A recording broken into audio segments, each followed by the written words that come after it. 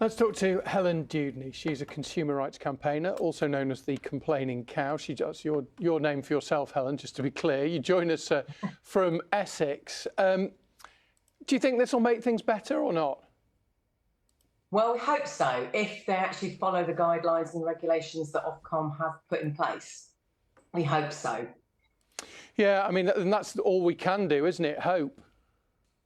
I think so. I mean, as your VTs have said, it outlined all the regulations that Ofcom have put in place. They have said that they're going to monitor what's going on, and if so, if there are problems, it is possible for them to fine. But whether we see that happen or not, it will just be a case of wait and see. I have to say, as I said earlier in the programme, I've kind of got a vested interest in this story, having ordered a Christmas present on the 30th of November that never turned up. It eventually got resolved by the retailer in February.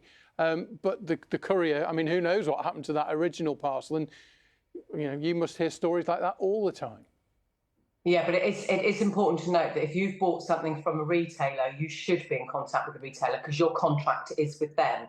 So under the Consumer Rights Act 2015, your contract is with them. So they have to sort the matter out, and then they can deal with the courier company and they can get the money back. It's if you're the sender that you want to be in contact with the courier company. Yeah, it's interesting though, isn't it? Because I suppose in some ways, although they then have to, the courier company has to go back to their client effectively, or the client has to come to them and take it up with them. That's their kind of hiding behind the fact that your contract is with the retailer.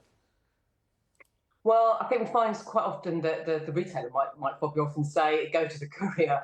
But I think we're seeing people using couriers more. It can be cheaper than Royal Mail. It might be more reliable, it might not. But through the pandemic, we saw such an increase in use. In fact, that a lot of people are using couriers to send their parcels now. And it's important to note that in those cases, you as the sender would have to be the one that got in contact with the courier. And hopefully it will now be easier, and they should be telling you what their process is, and hopefully their staff will be a little bit better trained, and they should be telling you how long it's going to take to resolve, and it shouldn't be taking 3 months as we are hearing.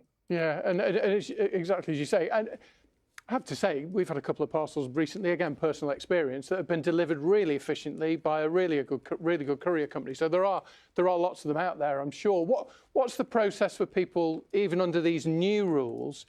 If things aren't dealt with to their satisfaction, what can they do then? Well, it's important to note that if you're the purchaser, that you get in contact with the company that you bought the item from. But if you are the sender, initially go on the website. There should now be details about the different ways that you can contact them. It may well be that it's still a chatbot, but on there you should actually, if you've got your tracking number, you should be able to get the details of who to contact. And go through the channels of their new complaint procedure. And if you're still not getting any joy, you can, of course, try the CEO and get the email from ceoemail.com and take it higher. And also go to Citizens Advice if you're still getting a problem, because they are monitoring the complaints that come in, and that information will go to Ofcom while they're monitoring the situation. And also, I mean, again, just my own, I don't know if I'm right in this or not, but whenever I buy something online, I tend to try to use a credit card for security, amongst other things. But also, do you also then ultimately, if it all goes wrong and you can't get it resolved, do you have protection from your credit card company? Yeah, well, you will with a retailer, with the retail company, the courier. If the item is over £100, then you have got the Section 75. You can still complain to your credit card company. If it's less than that, it just wouldn't be under a Section 75 claim. So they're jointly liable. Brilliant. Helen, well, hopefully it'll all get better for everybody, but we're very grateful to you for talking to us this morning. Thank you. Helen Dewdney, who's a consumer expert.